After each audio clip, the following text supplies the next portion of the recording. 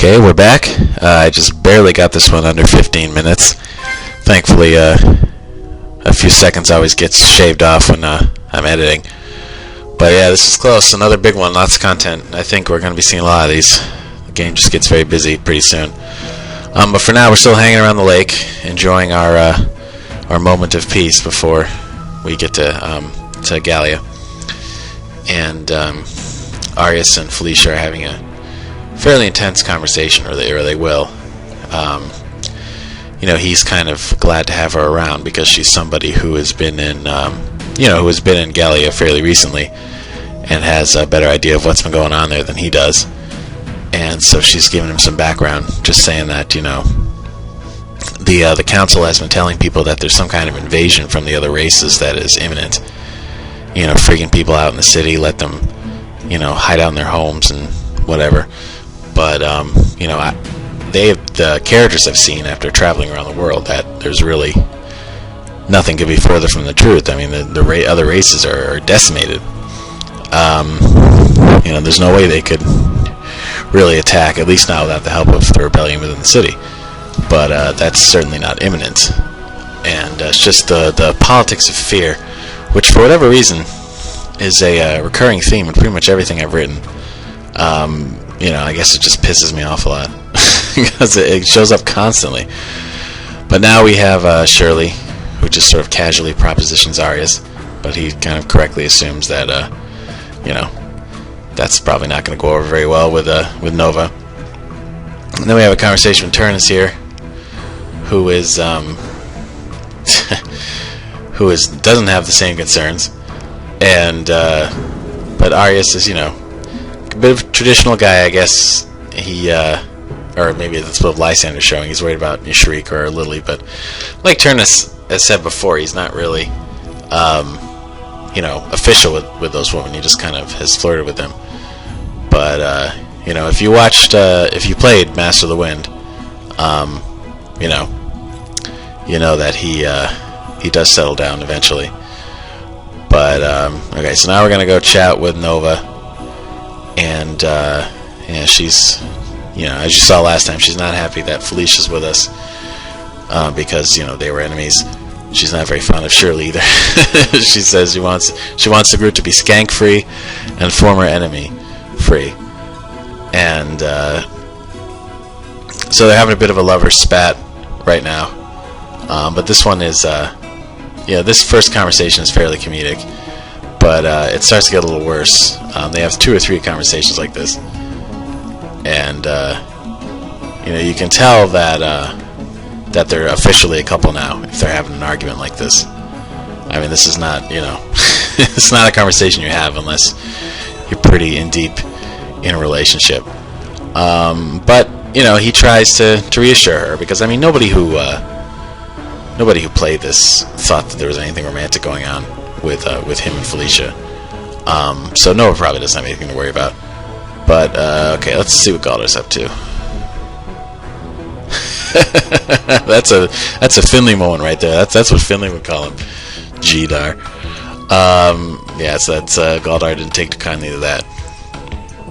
But he changes the subject. He wants to learn a bit about the structure of the government in the city of Gallia, and Arius basically says that it's the government that they became used to in Guardia was modeled after that, with a council of 5. And then, a reconnaissance unit, all the stuff that they were used to. The one difference is, because Gallia is so big, it's got 5 distinct regions: north, central, south, west, and east. And they all have what's called a Lord in General. It's, you supervise an entire area, basically, and then you report to the council. And Lysander was named the Lord in General of North Gallia as a fairly young man. 26, I think, is the number, his age at the time. And that was typically a position given to somebody who had been involved in public service for several decades, like in your 50s and 60s. Maybe then you get to be a Lord General. But Lysander did so well that he got it younger and kind of pissed some people off. And now they're talking about Ariel, and basically says she has the High Guard rank, which is like a bodyguard for the council. Because they were kind of nervous about her because she's little unstable, a little sociopathic, and so that's her position. So they had a good chat there, and I think after this we're going to go to another scene where they're on some kind of cliff. Oh, there we go. Okay, yeah, it starts. And so yeah, now they're up on a cliff here, looking at the night sky, and Felicia is going to set out early, just to sort of make sure that they're able to get in, and you'll see that payoff later. And Shirley's coming with. She wants to get back and see her family and her friends. And yeah, I don't know if you guys have figured out who her brother is yet. I mean, if you paid a lot of attention to the Master of the Wind lore and have been looking closely at the dialogue in this game, you might have figured it out. But I think we'll find out, definitively pretty soon.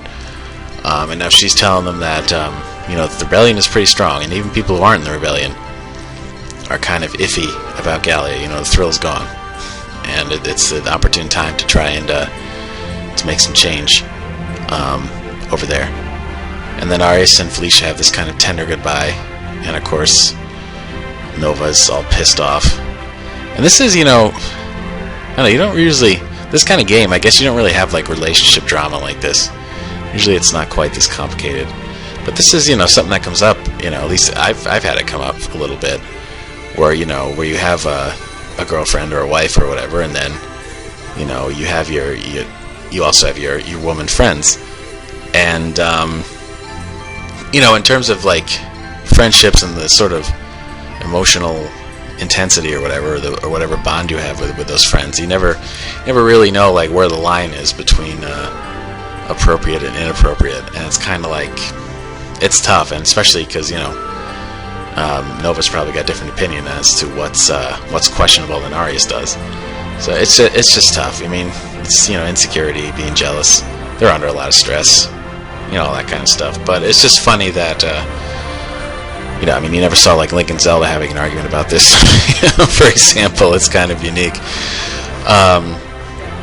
But she'll come around. She's just having a rough few days.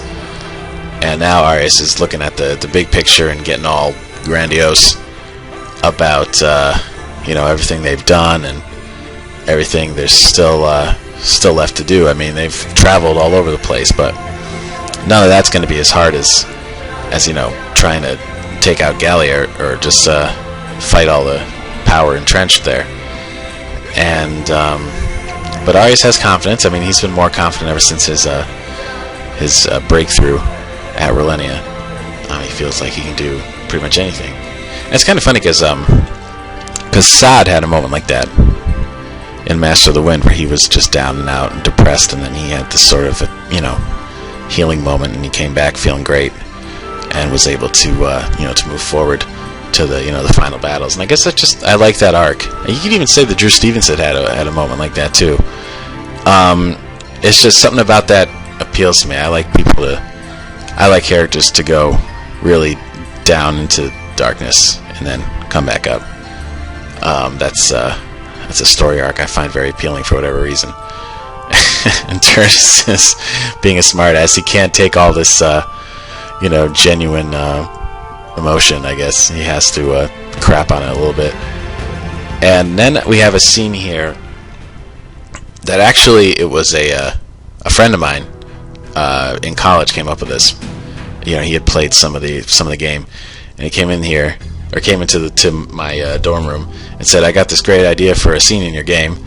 And then he played me this song from Killer Instinct, which has just started. And then he said it'd be cool to have like a montage of the characters doing some epic walk. And it was idea. He told me that idea a little while before I got to this part, because he's trying to figure out like, where would I even put something like that. But then when it came to this, this part before they go to Gallia, it was the right spot for it. So we have like 3 or 4 minutes of this epic walking here, and then with this music, it's almost like a 80s montage. But I think it's pretty cool. I think it was a good idea. I mean, why not? I mean, if you can do something like that, why not challenge yourself and see what you can do? Because I hadn't really there's a few things like this in Master of the Wind too. Not necessarily like walking a lot, but just stuff with no dialogue, and that can be, fairly challenging in RPG Maker because, there's you can't see too much like detail on the sprites all the time. That you can't really convey all that much emotion. You rely on the dialogue usually to make up for that. And in this case, I was just kind of going for a vibe.